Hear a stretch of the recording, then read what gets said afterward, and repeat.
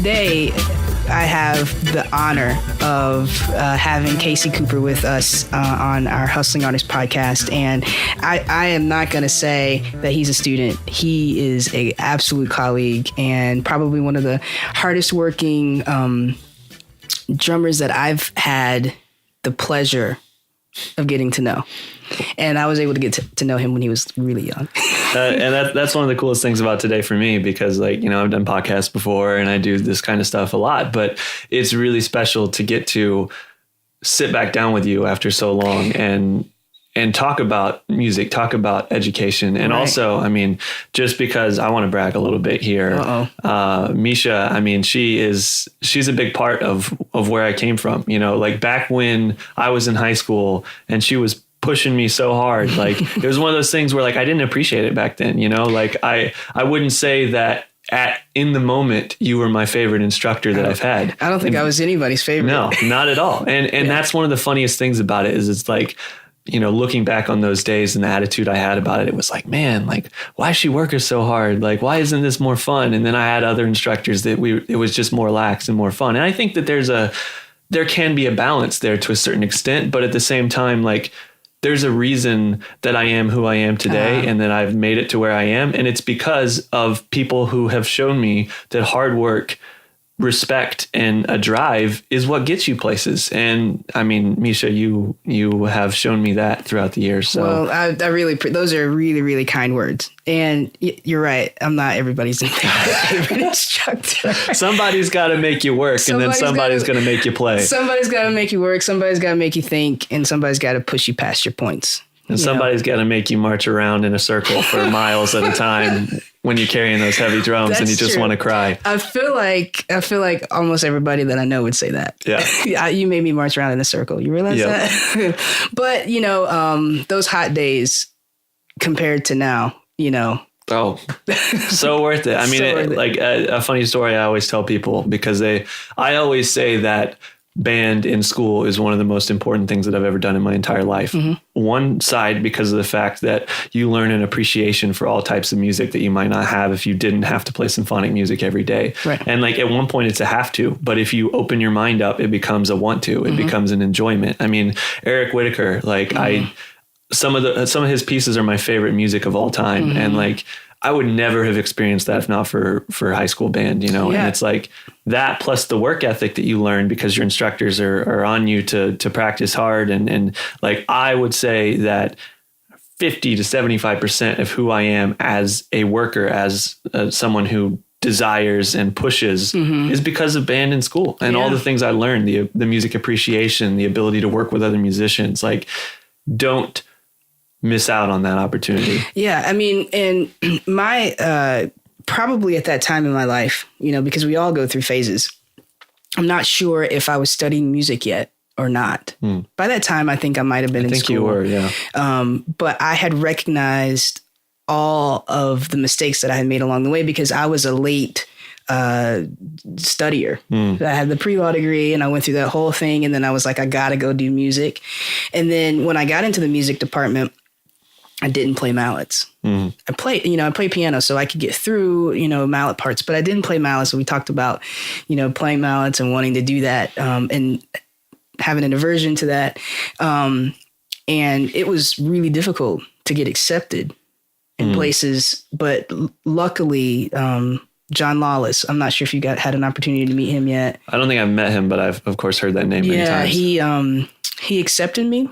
I had the most unorthodox audition.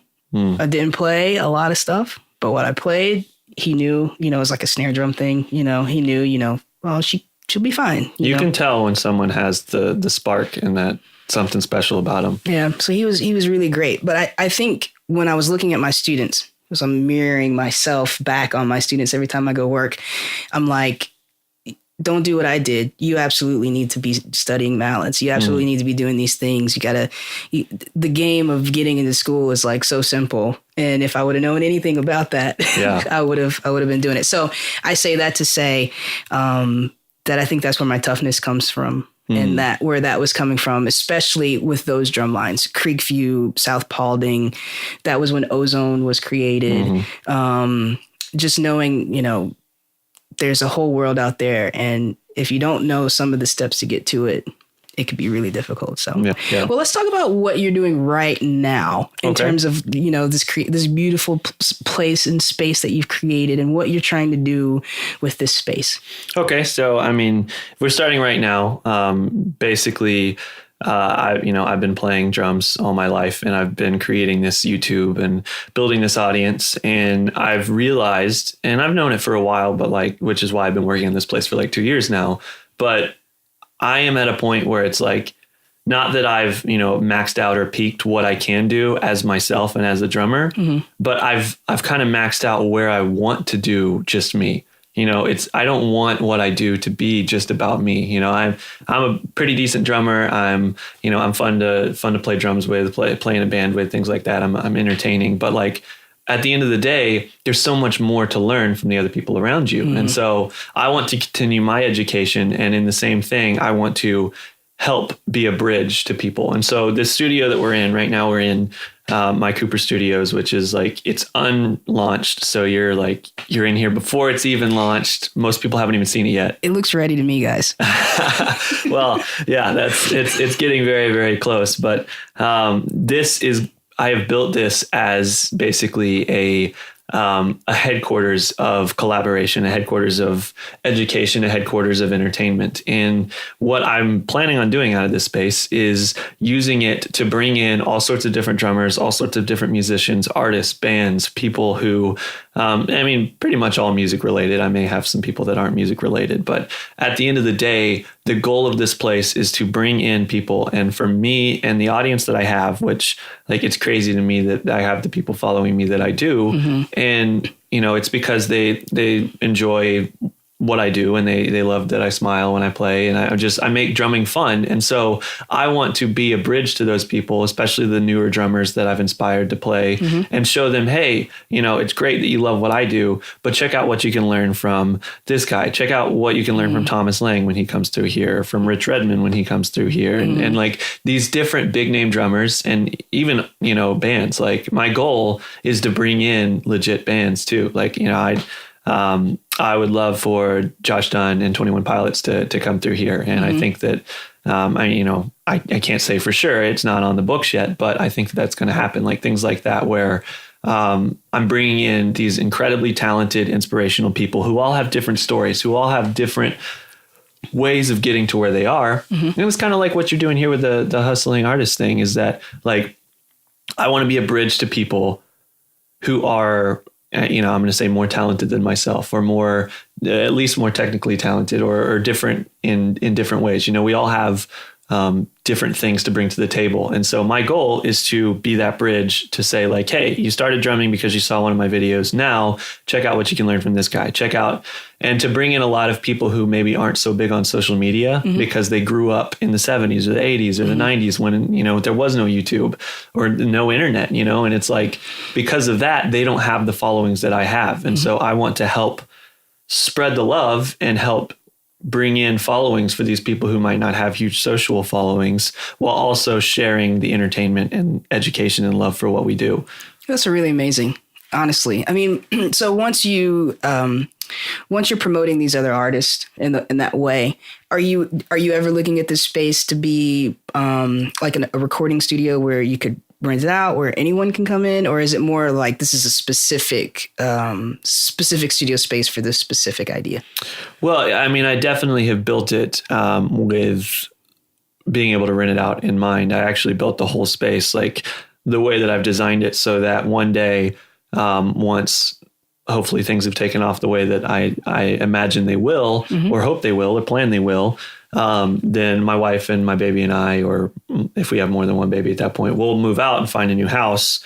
And then this space, which will become a stay and play. And so basically it'll be a house where I may have an engineer who lives here full time and operates the studio. And that's part of his compensation package. Right. And then the rest of it, the bands can come in and rent out the 3 bedrooms and all of that and stay for a week or two while they record something. Yeah. And just have a cool place to chill and do what they do. And the biggest thing about it is this, I'm not the first person to ever think of anything like this, but this is going to be one of the most state-of-the-art studios from a production standpoint. So a band could come in here with all the audio production gear I have and record a great sounding album with a good engineer on it. But at the same time, it's not just about the audio side of things. This place is going to be decked out for video switching, for live streaming, for recording everything that you do. So basically you could come up in here, you could actually have like, imagine, like a Kickstarter thing where a band's like, hey, we're going to record an album. If you pledge $100, we're going to let you in on the behind the scenes live stream as we record. This space is actually built in a way to where they can live stream the production process. You could have, like, I have TV monitors and everything in the live room and in the control room where you can actually pull up, like you'd be able to pull up Facebook Live and then see the comments coming in. Someone could ask like, hey, why is it that you're playing what you're playing there? Or like, oh, I like that, but maybe, it could be almost a collaborative like an process. Interactive with your fans. Yeah. That's really awesome. So there's just a lot of capabilities that most recording studios don't have because they were built only focused around audio. Now, I'm not going to sit here and say this is the best sounding recording studio in the world or anything like that. It's still in a house. It has 8-foot ceilings, but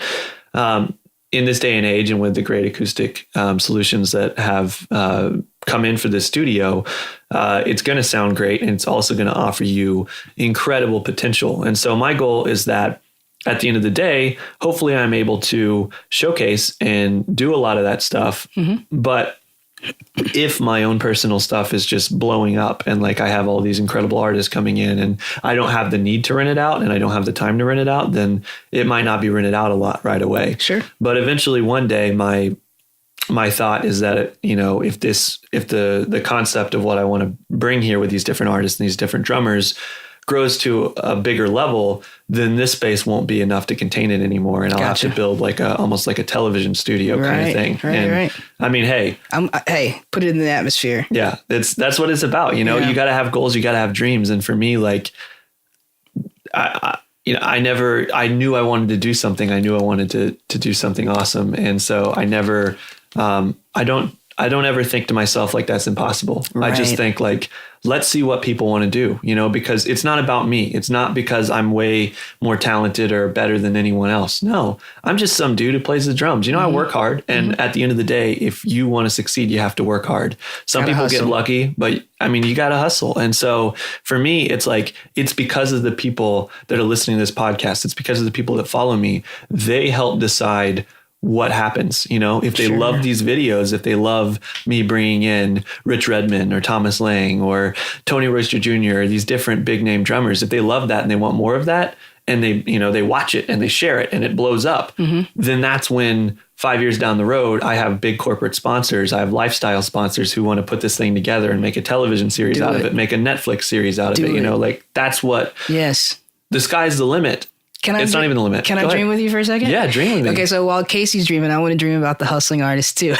Yes, that's part of what I'd like to do. What I would have loved in my head to launch all this YouTube series at the same time. It would have been really great to film our conversation, but then do some playing together and like some documentary style interview, like maybe a day in the life of you, and capture that artist. One of the things that I really want to do, which I haven't told any of the artists that have been on here yet, is to promote them. You know, like the artists that I'm working with are like Broadway musicians. They really no one knows who they are, but they are great, and so what talented. They do, and they hustle so hard, and just that dancers, chefs, just a little bit of a peek into their world. I want to talk to audio engineers. I want to know what their track is like, because I'm an educator. That's a really strong part of who I am, and I want to make sure that, like we talked about, people who are thinking about doing these careers or going into these careers, that academia is not always the solution. There are so many paths to what you want to do and what you want to be.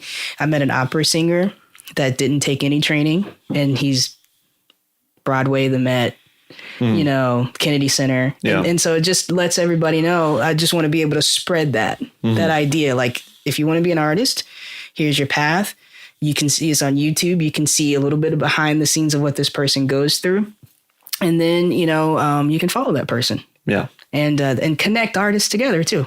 I imagine at the listening party, which I don't even know if you have podcast listening parties, but I imagine at the listening party that all the artists who could be in the same space together that have been on the podcast could work together, could collaborate, could talk to each other about things that they're doing in projects. Because I feel like the artist is the little man on the totem pole now, where in terms of compensation, being paid for what it is that we do. And so I'd like to connect us all together, in some sort of union-like, thing unofficially. So that's sort of what I want to do with the Hustling Artist. That's amazing. And that's huge because here's the thing. Like from what I've seen and from what I've experienced is at the end of the day, people care about people who care about them. If you're in it for yourself, if you're like, oh, I really want to be a big time musician and all you do is think about yourself and all you do is think about your success, you're probably going to find less success than the day that I started. Like I stopped caring about myself. Sure. I stopped thinking like, oh, how can I be more successful? It's like, what can I do for the people that support what I do? It was that day that like everything changed. And not only, even though I stopped thinking more about myself and started thinking more about what I could do for the people around me, not only did that change, but I actually saw more success, and it's like, that's what this is about. That's what we're doing. What it's all about is that it's helping people, like people are going to remember the fact that you're here to help them and you're here to help promote them. They're not going to remember you as that person like, oh, I was on their podcast and they used me because of the number of Broadway shows I've been in and they used that to promote their name. They were like, no, they wanted to showcase me and share what I do and get more people to follow me. And like, that's the thing. People don't like, especially a lot of times in the YouTube world, they look at you based on your numbers. They're like, oh, this guy, he's only got 10,000 subscribers. I mean, I'm not going to collaborate with him because, 10,000, that's not even going to help me out. I get 10,000 in a week and a half. Like, what is that going to do for me? But it's not about that. Right. At the end of the day, if you bring in that person with 10,000 subscribers, you bring in that person that has 50,000 Facebook likes, even though you have 10 million, it's like creating quality content and showcasing someone. At the end of the day, if your people love that, like if someone loves the content I created with that person with 10,000 subscribers or 1,000 subscribers or no subscribers, and they benefit more in terms of numbers than I benefit, but I still have amazing content and I've helped someone out, that person is going to remember that for the rest of their life. And when they go on to be more successful than you because they're so talented, even though they didn't have the numbers to begin with, they're going to remember you and they're going to be like, hey, you want to come do something with me? Like I'm on television now. You want to come be a part of my, and it's like that kind of collaborative, caring about the people around you and trying to make, like, I want to build a community of love. I want to help people through what I do. It's not about, use them and keep on going. Like, oh, brought in Rich Redmond and, now I look more legit and now Rich Redmond, he's gone, he was here last weekend and he was one of the first people to get to come to the studio. We played drums and it was incredible because the dude is a boss. He's been touring with Jason Aldean. He's got 23 number one hits to his name. Like the guy is an incredible player, but he's a phenomenal person too. And like, we're great friends now, like we're texting back and forth, talking about the next time we're going to get together. And it's not because I was like, oh, hey, Rich came by. I'm like real cool now because I hang out with Rich and he's going to go off and do his thing. It was like, how can I help you, Rich? What can I do to maybe help your social following or help, your products and the things you've created? What can I do to benefit you like you've benefited me by being awesome and by coming over here? But this is who you were at 14. It definitely was, though.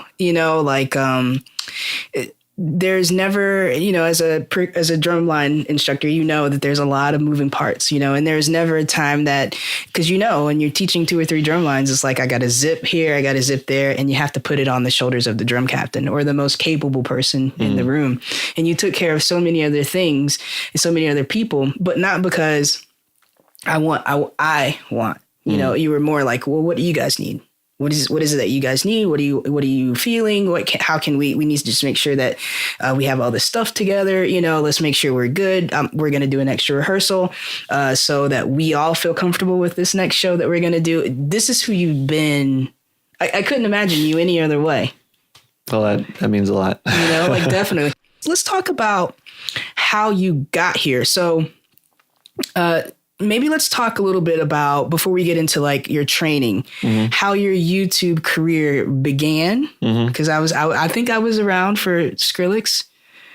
You're talking about being at Georgia State? Yeah. The very beginning of all that, and then how it rolled, and some of the nice byproduct of this beautiful relationship that you have with YouTube. So at the end of the day, like when I started music, I told myself, I was like, I want to be a drummer, and I hadn't, pigeonholed myself into the fact that if I wasn't one, I would be sad for the rest of my life or anything like that. I just loved playing drums, and that's what I wanted to do. And so going through high school and getting into college, I played in a bunch of different bands. And, I always thought like, oh, I'm going to have the next big rock band. And, we all have those thoughts, we all think that we're going to play in a big band or something. And, some of us do. And then some of us keep trying for the rest of our lives and never make it. And it's not because you're not good enough. It's not because you don't have the skills. It's just because the music industry is tough, especially nowadays, succeeding with a band. Like if you try and go the old school route, you're not guaranteed success just by the amount of chops that you have. And so for me, after every show, I had a lot of people tell me like, oh man, you're so much fun to watch. And that's why like you watch my videos, you see like a lot of people are like, oh my gosh, he has terrible technique. Why does he play like that? He looks crazy, he's stupid. Why is his arms everywhere? And that's just what you're going to get because of so many people have opinions. Yeah, everyone's going to have an opinion, and it doesn't hurt my feelings because I know I do what I do because I love it, and like I can sit there and play with proper technique, and I can sit there and use as little. Yes, you can, Casey. Yeah, you're like half the reason that I can play that way. But the thing is that like those work for certain environments. Yes. Like sometimes when I'm tracking, I try and use as little energy as possible, and I just try and make sure that I produce the right sounds with every single hit. But to me, like playing live and things like that, I mean, it's even on a drum line, you've got that visual side of things. Like there is not a single beneficial thing to do a stick trick or to throw your arm out to the right hand side, but you do it because it's cool and it's awesome for the audience. And so people always told me that I was a lot of fun to watch. And so I was like, well, if that's the case, YouTube is a visual medium, and it's about the audio. You need to make sure that what you're recording sounds good and looks right. But at the end of the day, like YouTube is visual. And so for me, it was like, okay, well, if YouTube is a visual medium, then maybe my fun to watch playing could be successful there. And so I started putting up these drum covers and just playing along to songs that I loved and to songs other people loved. And I really enjoyed it. It was a lot of work. When I really first started out, which was the end of my freshman year at Georgia State, I had some videos in the past of like talent shows and things like that, but I didn't really start YouTube. That was for like grandma, like, oh, hey, check out my talent show. But like I didn't really start pushing on YouTube until 2011. And so May of 2011, I was like, all right, you know what? I'm going to try this. Like none of the bands I'm in, like they were great musicians and great people. And like, I would never say that they sucked or there wasn't good things about them, but I never felt like they had every bit of what you needed to be successful. Sure. Even with everything, half the time it's still luck. So I was like, if there's a way for me to help cement my success or maybe build my career so that I can go join a band that's already successful when they need a drummer, then what can I do for that? And so that was when I started doing this. And so for a while I put out like a video like almost every single day. Like that first summer, it was like wake up at 8 a.m, go downstairs, figure out what song is number one right now, or what's the new song, or what popular classic rock song or something would someone want me to play, record it, edit it, upload it. And like half the time I didn't eat until I was done at like 5 or 6 that day. And then I'm like, okay, crap, I haven't eaten today, and it's like you put in, at one point I was putting in like 16 hours a day, just going at it, trying to like, because here's the thing, a lot of people will say quality is way more important than quantity, but I'm going to tell you, if you're trying to do something on social media, quality and quantity are just as important because say you have one really awesome video out there. Okay, well, that's one opportunity for someone to find you. Yeah, maybe that one video goes viral and then all of a sudden you have 10,000 subscribers. But if those people watch that video and they go to your channel and you don't have any other videos, they'll be like, well, this is a one-hit wonder. But if they go to your channel and they see you got 50 other videos, that's 50 more views. Right. for your channel, which is going to push you up the rankings, et cetera, et cetera. And so Sure. for me, it was, I'm sorry. go ahead. Because so there actually is a process, like a long process and an actual, I don't want to say strategic way to go about it, but you were doing that without knowing that you were doing that in a way. There's a lot to being successful on YouTube or in social media, because there's a lot of different algorithms and there's a lot of different rankings and there's a lot of different things that that help propel you or fight against you. And so, even titles, tags, descriptions, things of that nature, hashtags on Instagram, tagging the right companies, hashtagging the right things, making sure that your video is visible. And like, there's a whole side of it. And it's not that you can't succeed without it. It's that it makes it easier to succeed. And in this day and age, you need as much as you can to help push you, because not that talent isn't enough. If you're really great and you work really hard, there's a good chance that if you just continue to push, eventually you can make it. But what is wrong with taking every single thing that you can do to help push yourself along faster and better and, the information, get there? Yeah. So knowledge, all that stuff kind of attributes to it. And for me, it took me 8 months to get to the first 10,000 subscribers, which is actually pretty fast in this day and age. Like, some people, it can take a lot longer than that. And I'm certainly not saying that means I'm better than those people, but it just meant that I actually saw results pretty quickly. So, you have to be knowing, especially now, where things are with how saturated the market is, that it may take a little bit longer than that, or you may have to do more things than I did, or, things like that. But it took me about 8 months to get to 10,000. And it took me about a year after that to go from 10,000 to 50,000. And then, like you said, Skrillex, you mentioned that was my first viral video. And so I did the goal here was, my goal has always been do something first or do something no one's done before. Because in this saturated market, if you go and do a drum cover of a song that I've already covered, you may play it way better than I do. You may do it way cooler you may have better videography than I do, but I have that top search ranking spot. And I have the benefit of almost 2 million people that continue to push my videos up the charts.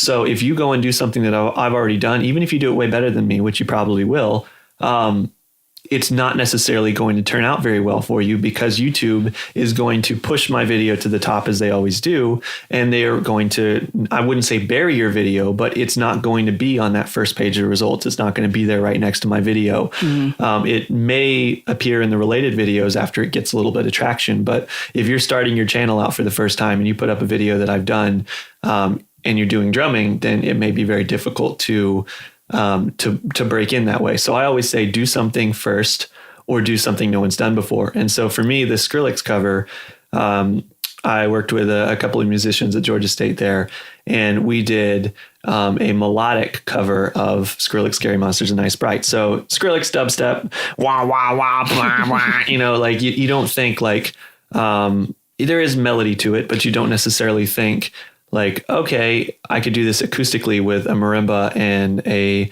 vibraphone and a cajon and a bass guitar. What in the world? And so we did that, and people were like, what in the world? What is this? In fact, the Reddit title, because it got big on Reddit first, it was a very interesting rendition of Skrillex, Scary Monster, Nice Brights or something. It was just it was so funny. And for some reason, people clicked on it and they checked it out. Well, we played that in percussion ensemble that year. Really? After? Oh, yeah. I think I remember that. I think Erica transcribed it. Yep. And then Dr. Gerber was about it. Yeah. And so we, because of your video, we played it. So I thought it was really awesome. But anyway, go ahead. Yeah. And so it was number one on the Reddit world page. So it was the number one video, number one thing on Reddit for not entirely for 24 hours, but during a 24-hour thing, it was on the front page. It was number one. And then it was the number one video on YouTube. So when you went to YouTube, it said suggested videos for you. And our video was right there, first slot. And it was pretty crazy. It got 1 million views in basically a day. And it was a catalyst for me, and not necessarily in a like, oh, you know, from then he got 1 million subscribers and like it was all smooth sailing. Like, no. I got a boost. Maybe I got 10,000 subscribers over the course of a few days. And that's big, especially when I was, you know, maybe 50,000, 60,000. I can't remember exactly where I was at. And it was a big hit to my views as well. And, you know, for a while it still drove in traffic, but it was like, you can't see it because it's a podcast, but it was like going up a big hill, hitting the top of that hill. And then the hill like slowly trailed off, but stayed pretty big for a little while. But then it kind of went back down to a higher plateau than I was at, but it wasn't like it just stayed up from there, you know, but it did show me, it was like, that was when I first thought, wow, maybe I can do this. Maybe I can really, really succeed at this because people really love it. And so that's an example of doing something no one's ever done before. Like no one had thought of doing that, or maybe someone had thought of it, but like no one had done it, videoed it, put it up on YouTube. I'm not saying I'm, you know, transcending and like no one's ever thought like I have, but, we just did it and we did a good job at it. I mean, it wasn't perfect. It was like midnight when we finished it. And I think there were a few notes here and there that weren't exactly perfect. And we thought to ourselves like, oh, we'll make sure the next one's perfect, but this one, we just want to test it and see what happens. And then that's the big one that went viral. And so that was an example of doing something that no one's done before. And there's a few other examples on my channel. Like there's a video where I play drums. I have a basically gong drum, bass drum mounted up to the right side of my drum set. And I played that bass drum with a basketball. And so I'm playing the bass drum pattern with a basketball up on the right hand side of the kit on a gong drum. I'm playing snare drum, toms, and hi-hats and stuff with my left hand. Yeah. And then I stop. I shoot the basketball into a floor tom, which has no drum head on it. And the ball, like I shoot and score through the drum. Then I grab a second stick and I play for like another minute or two. Then I grab a second ball and I do it again. And then I shoot and score that one. And like, it's not that my playing is, you know, Tony Royster Jr. style or anything. It's not that it's that incredible, but it's entertaining. It's fun. No one's seen that before. And so, you know, there's certain videos that I've done that people walk up to me and they're like, man, you're that guy that played drums with a basketball. And I'm like, yeah, that was me. I did that. That was fun. Yeah. And so it's like, you have to do something like that. Yeah. And I'm not saying you have to be gimmicky because some of those things are kind of gimmicky, but you do need to do things that people haven't done before, or you need to do them in ways that people haven't done them before. And you have to be you. I always tell people, because I see so many comments, they're like, oh man, I want to do exactly what you do. I want to be you when I grow up. It's like, you can't. Not that I'm untouchable. Like, you can play drums better than me. You can edit video better than me. You can smile harder than me. You can dance around better than me. Like, you can be goofier than me, whatever. You can beat me in every area, but you can't be me. Right. You know? And so you have to find what makes you tick. You have to find what makes you happy and what is naturally you that resonates with people. And that's the reason I have the success that I do. And I always put success in air quotes because, like, you know, there's nothing to determine success. Sure. Success is your own thing. Like, I consider myself successful because I make enough money to support my family and I get to do what I love. And, you know, I'm not a millionaire. I don't drive a nice car.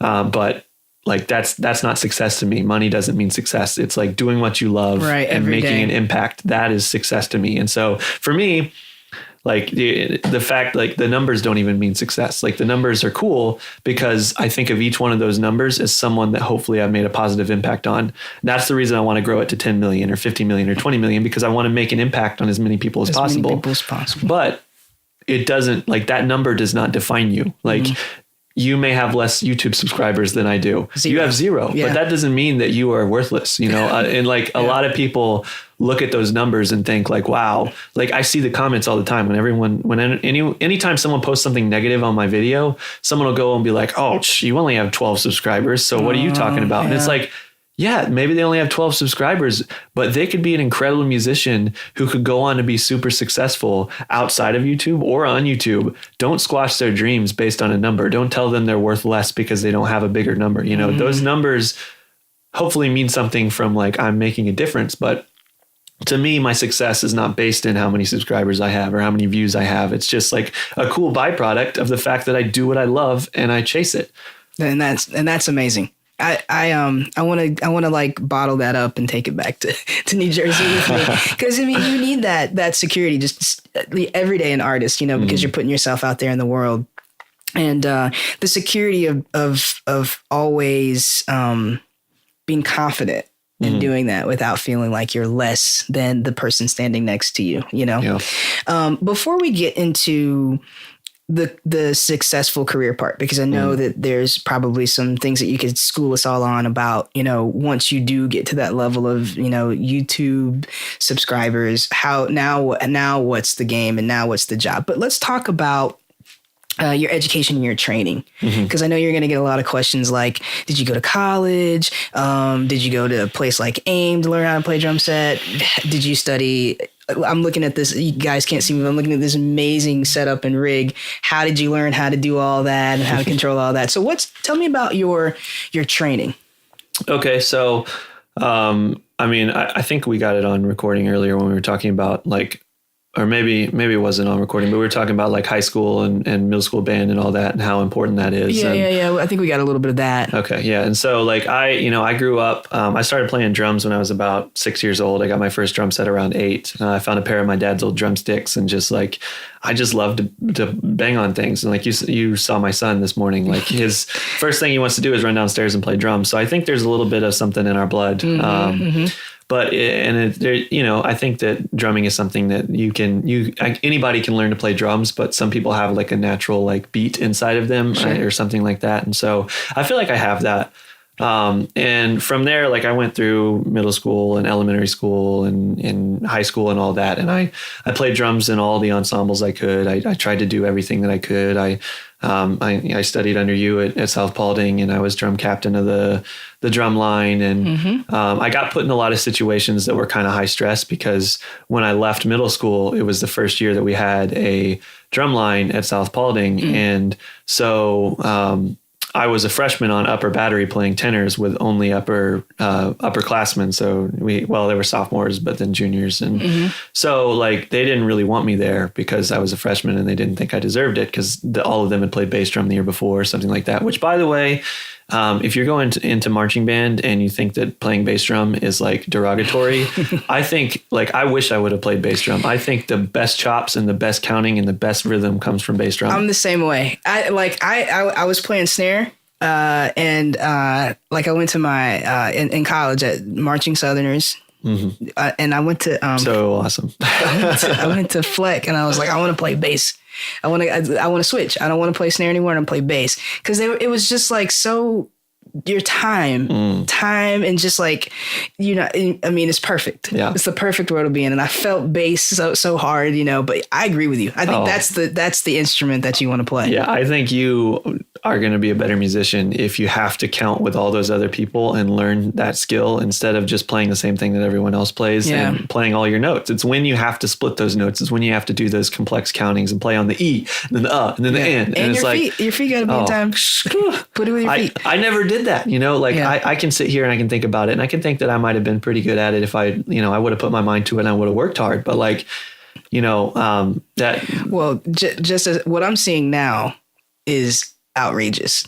Like some DCI videos that it is so far beyond what it was when I was doing it. Like, I'm just like, I can't believe anybody's drumming like that right now. It's insane. It's insane. And anyway, sorry. Yeah, no, you're good. I just, side note, I wanted to encourage any of you out there that like, if you want to go into marching band and you think that snare drum is what's really cool and that's all you want to do, well, understand that opening your mind up to those other positions can not only grow you as a musician, but if you don't make snare drum, it's going to impress your band director.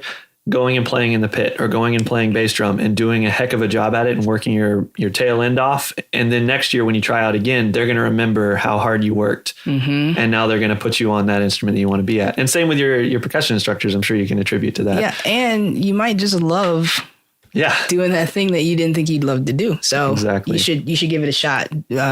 Definitely. And because I'm an instructor, I'm going to tell you that you want to be able to do everything. So get that experience. I mean, it's not easy to get that experience, but at least try. Coming off of that, so I said I played through all the high school and stuff. And so I went to college and I auditioned for Georgia State's music program. They have a really great music program there. Lots of incredible people. Dr. Robert Ambrose, Dr. Gerber is the percussion guy over there. And then there's Justin Farnes in the jazz department. Such a cool dude. So they have incredible instructors over there. And, I think I had a little bit of I wouldn't say that I was super cocky, but I was really confident. And I don't think confidence is bad, but I went over into that program and I thought to myself like, oh, hey, I was put on upper battery as a freshman because of what they saw. Like, I'm probably going to be pretty good at this audition. I'm going to get in. And I actually didn't get in, which I haven't talked about that a lot, but I like to admit that I'm not perfect, and we all fail, and like that's why a lot of times in my videos, even if there's some mistakes, I'll leave them in because I don't like to pretend to be perfect. I don't want people watching my videos thinking, "Wow, I've never seen him miss a note. It sucks that I miss notes and he doesn't." It's like, no, I miss notes. I'm not perfect. Wow. And so I didn't get in. And one of the big things, the reasons I didn't get in is because I've never been very good at mallet percussion. Now, I've had some things that kind of set me back in my years. Like when I was in middle school, we had a band director and they didn't have the time and budget for us to like really spend a lot of time on mallets. We were just in the back room practicing on practice pads, playing rudiments and stuff. And so I didn't get that experience in middle school. And then in high school, a lot of times I was put on snare drum. I was put on bass drum for like, the orchestral symphonic music that we played. And so I didn't get a lot of experience on mallets. But one thing I always joke about is Misha, she always pushed me and told me like, oh, you need to play mallets. And, I love that instrument. I think it's beautiful, but I've never been super pumped about playing written material. I've never been good at it. I've been terrible at sight reading. And so I went into my audition and I did pretty good at like the scales and stuff that I had practiced, but like sight reading, I looked like a wounded duck trying to fly or something. It was like, can you play this? And I'm like, oh, I can recognize the key signature. And I know that note right there is a B flat. I'll play that every time it goes around. Like, it's like, I probably looked really dumb. And I mean, they did tell me, it made me feel better. I don't know, maybe they just lied to me, but they did say like, you just barely missed the cut because you came into a late audition and we just couldn't accept you. We didn't have enough positions anymore. And like, here's a crossroads, because you could take that as like, oh crap, well now I'm not going to go study music. And so what am I going to do? I'll just give up, But instead I was like, okay, well, who cares? I can work on this. I can, I don't have to be in a music program to study my instrument, and for some people that may be a big realization, because you may not need to go to school for music performance just to be able to play your instrument. Sometimes you need to think about other degrees and other things that may help you more. And in this day and age, social media and marketing and business, like the reason I've had the success that I've had is because of my well-rounded knowledge and ability to do all those things, and not just because of my chops or my skills, And so for me, I went through college and I played in the marching band every single year. I helped build the program. It was really cool because I got to help build South Paulding's program from the ground up. And by the end of my time there, we had won grand championships. And then we go over to Georgia State, and it was their first year with the football team, first year with the marching band. And so I got to help build the traditions and build that program up from being nothing to marching in the inaugural parade for Obama in 2012. And then doing the Macy's Thanksgiving Day Parade. And like, it's not really like college band competitions, but those are pretty prestigious things that it takes, it usually takes years for a program to get into that. And so it was really cool and a big learning experience that if you work hard and you have incredible people around you and you all strive and push together, then you can really accomplish a lot. And so, long story short, I actually never graduated. And we were talking about that. And here's the thing. There's two sides to it. First, there is the side that you're never going to be held back by having a degree. Like no one's ever going to be like, oh man, you graduated from school and you got a degree. Like, yuck, yuck. You're never going to make it. And like, no one's going to tell you that. But here's the thing. You also don't have to have a piece of paper to tell you that you can do what you want to do. Now there are jobs where they're going to look for a college degree. Like, I'm not saying it's the end all be all, but for what I do, no one has ever asked me, hey, where's your college degree? Don't post that YouTube video until you show me your degree.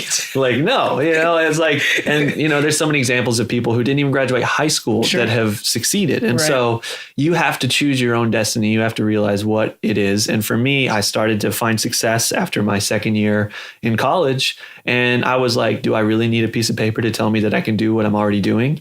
And I didn't feel that I did, but I continued to do some studying. I took some music business courses and tried to learn as much as I could. But there's also a wealth of information out there online. You can learn anything from the internet. And so I continued to play in the bands for 5 years, but I never actually got a degree from Georgia State, which I do regret because I wish that I could put it on the wall here at my studio and be like, hey, you know, I graduated music business. Like, you know, it's just, there was a lot of time there and a lot of effort to not be able to say that I graduated. Sure. And when people ask me, they're like, oh, I saw you went to Georgia State. What year did you graduate?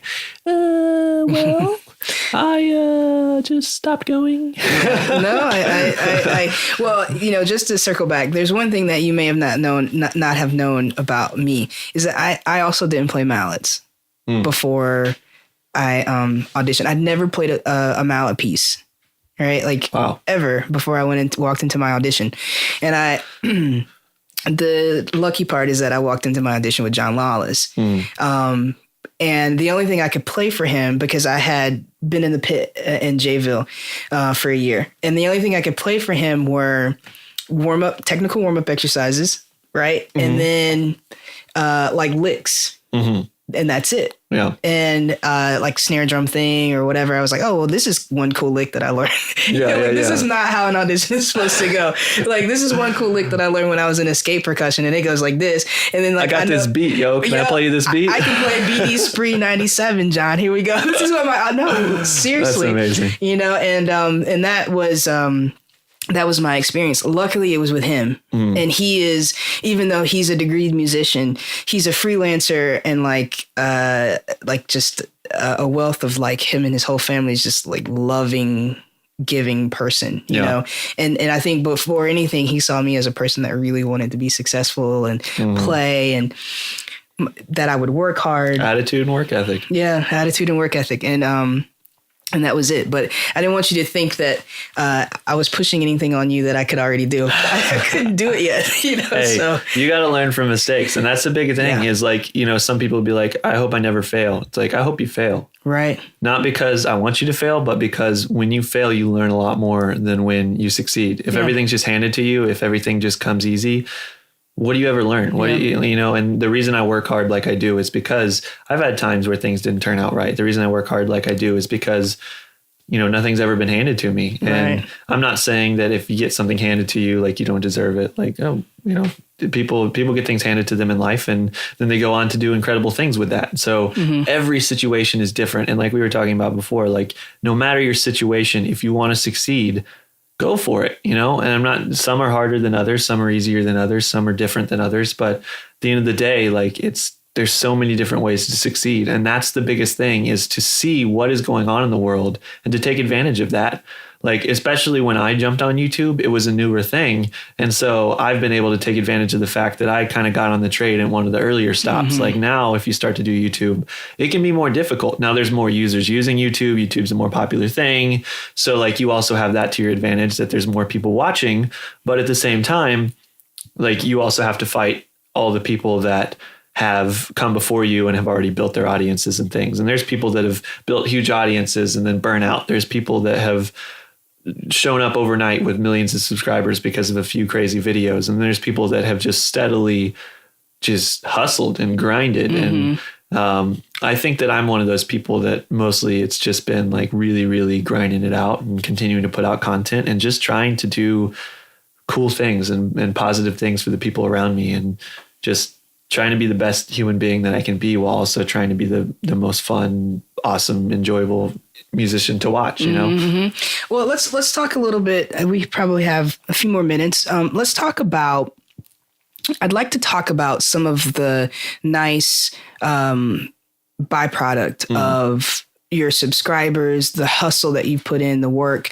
And let's not forget that Casey said that in the very beginning of his YouTube days that he would wake up at 8 every day and do a video. And, you know, so that's what we see is not all the work that was put into it. So I don't want to bypass the hard work, you know, but can we just talk about some of the byproducts, some of the really nice byproducts that you've had? Of course. Yeah. Success? And now it's certainly like, you know, the hard work has gotten me here, and, you know, I used to wake up at 8 or whatever and spend 16 hours a day. Well, long story short, I've been doing that a lot lately, except I wake up at like 3 or 4 because the studio that we're in right now, I've had a lot of support financially and gear wise on the studio from incredible companies who see what I do. They see the difference it makes in people's lives. They see that I'm making a difference and that like they know that not only is their gear going to help me, but it's going to make a difference in the lives of the people around me. And so despite all that, studios are expensive and labor is expensive. So if I would have paid people to build this whole studio, I would have paid $50,000-$75,000. It's a beautiful studio, guys. Well, thank you so much. Instead, I have been waking up at 3 every day on a lot of days building this thing myself. And so I can continue to have a family and continue to spend time with them during the day. I do a lot of work while they're asleep. And so, that grind, that hard work, like you can choose to like coast or you can choose to continue to grind it out. And, I hope there's a day where I get to kind of just sit back and chill a little bit more and like not have to work so hard. Once the studio is done, I think that'll be a big part of it. But as far as like huge things that have happened because of the YouTube and because of the views and things, I mean, one of the biggest parts is just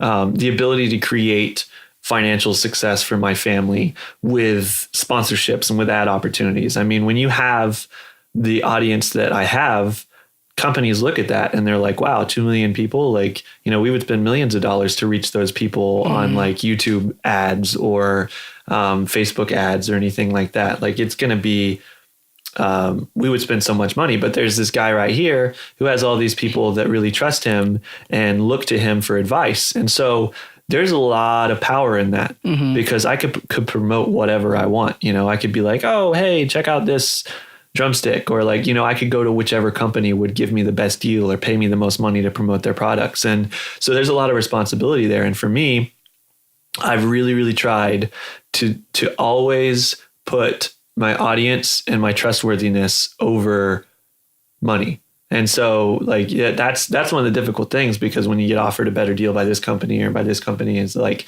I play what I play because I love it and I believe it's the best. And so one of the biggest things, like we were talking earlier, support from companies. Like I have incredible sponsors. I work with Pearl Drums. I work with Zildjian cymbals. I work with Vic Firth drumsticks. I work with Remo drum heads. I work with 64 Audio and Focusrite and all these incredible companies. Like I'm surrounded by beautiful Focusrite gear for the studio, some of the top of the line stuff. And the only reason I have it is because of the numbers that I have, the relationship I have with those numbers, and the fact that I can garner a good relationship with companies, and it's like, I don't walk into a room and say like, give me this. It's like, what can I do for you? And in exchange, here's how you could help me. I always try to offer more than I ask for. And so in this case, I'm offering millions and millions of impressions of different gear and products in exchange for support and help and, things like that. And so, I mean, pretty much whatever I need to succeed, companies are open to providing that for me and helping out with that stuff with discounts or with free gear, things of that nature. Every situation is different, but I always try and give more than I take. And because of that, almost every company responds positively when I speak with them, because I'm not going in and being like, hey, if you don't give me this stuff, I'm going to go over to this other company and they're going to give me this stuff. Or, hey, Pearl, if I don't get this new drum set I want, well, then I'm going to go over to Tama because Tama told me they'd give me all the drum sets if I would transfer over. It's like things like that are really important. And because of that, I have amazing relationships with who I think are the best people. I mean, Pearl Drums, Zildjian, like Vic Firth, those are like the biggest names Staples. In drums. They've been around for years. I was at the Zildjian factory a couple of months ago doing a Make-A-Wish, and like just walking down the halls with almost every single big name drummer that has ever played drums has played Zildjian cymbals. They used to be the only name. Now there's a bunch of other companies that produce great gear. And I always say, like, every company can produce great gear. You have to find a company that has the sound and the quality and the customer service and that they believe in what you believe in. Because if you're just looking for a good sounding drum, well, there's a lot of options out there. But if you're looking for a company to endorse, and like I endorse companies because I believe not only is their gear incredible, but their customer support and the way that they're going to treat you and the products that they put out and their, like Pearl has a limited lifetime warranty. Like if you buy that drum set, like they're going to replace your hardware. They're going to replace like things that go wrong on it for years and years and years and years. And it's like, that's something that I believe in. That's really interesting because that's what we do all the time. We get a stick, we love it. and we show it to our friend. Yeah. Like, dude, this stick, you got to try this stick. But you're doing that on a massive level, you know, and that's really like, you know, we do that on a stage, you know, like, oh, you got this new drum. What does that sound like? You know, but you're able to do that on a massive level and like really, really reach a lot of people. What do you think, the end result, the end game would be for you? I know you talked about what your dreams were with this studio and where you want to go, but what do you think the end result would be for you and your family? So, just to go back for a second on what you said, like the massive level, there's a massive level of responsibility there because one of the things that people don't know, I get questions all the time. They're like, why aren't you playing on a Masterworks kit? Why don't you have like the most custom kit you can possibly have? For me, my goal is to give good advice to the people that watch my videos. And so in most of my videos, you're not going to see me playing an $8,000 drum set, even though I could do that. No one can really afford that, you know, and there's no reason to buy a drum set like that until you're at a high professional or mid-professional level. So what I play I don't even know what a $8,000 drum set sounds like. Yeah, it's like, it's one of those things where you can get 90% of your sound out of a much more affordable drum set. But if you want to go from 90% to 95 or 95 to 99, that's when you need to invest in a kit like that. And so for me, a lot of my videos, like lately, I've been playing the Pearl Decade Maple series, which the shell pack is $600. And it's got all maple interior, sounds incredible. My snare drum that I just put out with Pearl, it's called the Igniter. I saw that. And that drum has a street price of $149, which like you can barely buy a snare drum for that, let alone a snare drum with an artist. No. And the goal was to create a great sounding drum that's actually affordable, because we could have gone in and used all the nicest woods, and I could have been super like, oh, you know, this is my snare, I want to make it the best that's ever been on the planet or something. And then it ends up being $700, and you know, some people can buy it, but I want that snare drum to sound great and to inspire people. And so that's the thing I try and do, is I try and play and promote gear that is actually a good choice for drummers. Because I don't really think it's a great choice for your first kit to buy a $6,000 drum set, even if you have the money. I don't think you need it yet, you know? Agreed. And so anyway, back to where we were headed with it, the end goal. But before we go on, because we're on gear now, I know we could talk gear for a really long time. So, but just the SD1, if there's like a drumstick that I'm like, oh, I just want a general drumstick. If I could design my own stick, I would design it a la SD1, something that you can get at Walmart, you know, like just a really simple design that it could be in any Guitar Center, and it's not like a special stick with a signature or anything like that. It's just really functional, and it feels good in the hands, and anybody could play it. A kid, a professional, an adult, you know, whoever. So anyway, that's I like that that concept, because I'm the same way. Someone comes to me and they look in my mallet bag, and I have $200 mallets, and they're like, I want those. Like, but do you really? I mean, I worked all the way up to this mallet, you know, and so you might want to do the same thing, you know. You might never, that mallet may never serve you, you know. So anyway, go ahead. Yeah. So, I mean, that's another big thing about the reason that I've found the opportunities I have, is because these companies respect that. They respect that I don't come in and say, hey, I have almost 2 million subscribers, so I need your best stuff. I need you to just hand me thousands of dollars worth of product. Like, for the most part, I try not to ask for things unless I need them. And so because of that, when I do need something, for the most part, these companies are happy to help out, because if they can, you know. And a lot of people don't realize, like, you know, you would think that Pearl Drums has like millions of dollars in their artist budget, and they just hand out like $10,000 drum sets to every artist, because like the drum world is not, you know, it's not the tech world. It's not Apple. It's not Google. They don't have unlimited money. In fact, the budgets that these companies have are actually quite small. So if you're trying to get an endorsement with a company and you're like, oh, wow, you know, Pearl offered me to come on as an artist, but they would only give me 15% off or 20% off. It's like, that's probably all they can do. You know, they already have a huge roster of artists. And, you know, it's like, they're not trying to gyp you here. You know, it's an honor to be an artist with this company, to get your name on that list, to be a part of a company that's so iconic. But they don't just roll around in money, you know, like it's pretty crazy. I try not to ask for very much, because I know that when I ask for something and when money is spent out of that budget on me, it's probably coming off of someone else, or it's limiting what he can do to bring on a new artist. And so it's like, I have a good relationship with these companies because I think like that. And so it's been really, really cool. But on to the end result, the end goal. And for me, that's to expand, like I was talking about with the studio, and to be a bridge and to bring in all these new artists, because I basically want to become like an overall production, like overall media company. Like what I put out, I'm going to kind of host like a Tonight Show for music here. Like I'm going to bring in these artists and I'm going to do maybe some pre-recorded skits and goof off and have fun. Like when Rich Redmond was here, it was me and 3 other drummers, actually 4 other drummers. And we had 2 drum sets. We were all just jamming on the kit at the same time. And I would like take a cymbal off the kit, or like bring in an extra drum and just hold it up and just make Rich try and come up with funny combinations. It's just like that kind of like overall entertainment factor of bringing in the goal is to bring in these people who are kind of untouchable. And like Rich isn't untouchable. He's great. He does clinics but like some of these drummers who like play like Roger Taylor, or like, these guys that are like in these humongous rock bands that don't have contact. Like with me, people can expect that maybe they'll get a reply to their comment, that I will personally say thank you, or that I will personally answer their question, because I'm from this new media age. But like, I'm sure you've seen Carpool Karaoke.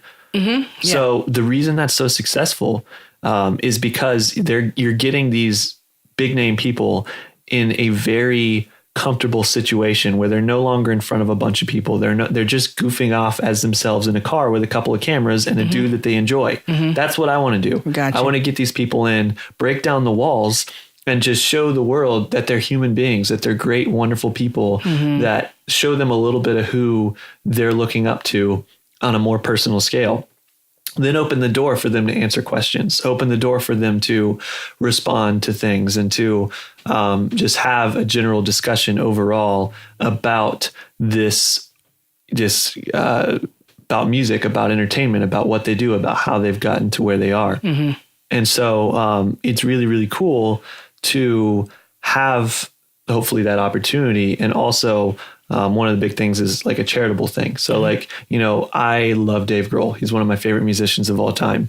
I want him to come here. And there's no amount of money that I'm going to be able to pay him. Not that he's all about money or anything like that, but he's a busy dude. And, if you want him to come to your private party and play, you probably have to write a check for a few $1 million to get him to take time out of his schedule and his family and all those things to come over. Well, I have to, if I want these guys like that to come through this place, I have to create something that's unique. And so that's why having this big audience and showing an opportunity to inspire millions of young musicians and drummers and people, but then also having a charity aspect to it. So like, hey, Dave, what's your favorite charity? Oh, this is your favorite charity. Okay, well, come on the show. The entire time we do the show, we'll have donations rolling in from different people to support this charity. And then we'll do a question and answer session. And if you donate $100, you can ask a question along with your $100, and Dave Grohl will personally answer your question. Or for $50, Dave Grohl will say, what's up, Chad? How you doing today? Like things like that. And like bringing this charitable aspect to it, and hopefully helping people. Because if there's one thing I can tell this audience, it's that if you make money your number one goal, success is going to be hard to find. But if you make creating awesome things, making a difference in people's lives, and putting money on the back burner, then you're going to find a lot more success and a lot more satisfaction. Because the reason I am where I am right now is because I've said yes over and over and over again, without wondering how much money can I drag out of every individual. This whole show, like I could get to the point where I could charge admission. I could say like, hey, it's $10 to tune into this private live stream with Dave Grohl. I'm not going to do that. It's going to be completely free. I want everyone around the world to be able to watch this thing and enjoy it, because it's not about money. Money will come. I get enough. I make enough money to support my family. And eventually, when I prove the concept and I have big people coming in, there'll be corporate sponsors, maybe Vans or Monster or Red Bull or something will want to sponsor this. And then there's actual money coming in to support the product and support the program. And so you make money not the main focus of what you do. You make creating amazing art and being a positive person and helping people the number one thing that you do. You're going to find more success. And eventually, I believe you're going to find the money. I agree with that. And I think that that's like the perfect way to end. Yeah. Because I mean, that just says everything. That just says everything. Is there anything that you would like to promote? Or, I mean, we've been promoting. Yeah, well, we've been promoting the studios. Yeah. I mean, the YouTube channel and all that. I mean, if you want to follow my Instagram, at Cooper Drummer, and same thing on YouTube and all that. Instagram is my main social media. I feel like that's the only one that's really like untainted now.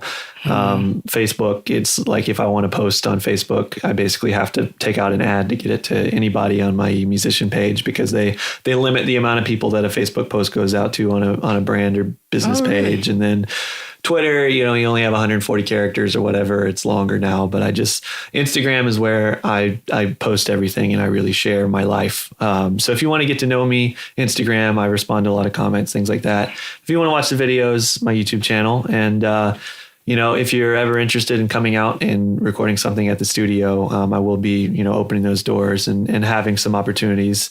Of course, I'll have Misha back out. I almost set up a second drum set today, but I didn't have time this morning. I thought we could set one up real quick and jam a little bit if you want. I feel like we have to do just like a little bit. Yeah, I think so. Or at least like a snare drum. At a time. Of course. It'd take 10 seconds to throw another drum in there, drum set in there. So we can have some fun. Well, let's do it. Let's do it for sure. Well, thank you so much. This has been so healing. Like all the artists that I've spoken to, it has been such a healing process for me. And I'm just at the beginning of this journey. Mm-hmm. But to hear you say some of the things that you said, and knowing you when you were a kid, and knowing that this is who I knew you were, is an amazing thing. You don't always get to see someone grow, and it has been truly my pleasure to come and see your house, meet your wife, meet your son, and it is I am forever appreciative. Well, I am appreciative to be on here. It's an honor to be a part of growing something and to be a part of building something, especially getting to be a part of near the beginning of it, because I know your work ethic. I know what you're trying to do. I know your heart, and I can tell that, we have a lot in common. It's like we both have the same kind of goals. We both have the same kind of drive. And that's why it's an honor for me to be here and to be a part of this, because I know that you're going to go out there and you're going to do great things for great people. And thank you for what you do in the music industry. We're all a happy family. And if you care about the people around you, that's where you find the most success. Yeah. So, let's play. Let's do it. All right. Thanks, man. That was so much fun. And the worst odds. And it will be better than anything else you can imagine. If you're going to try, go all the way. There is no other feeling like that. You will be alone with the gods, and the nights will flame with fire. This is only the beginning.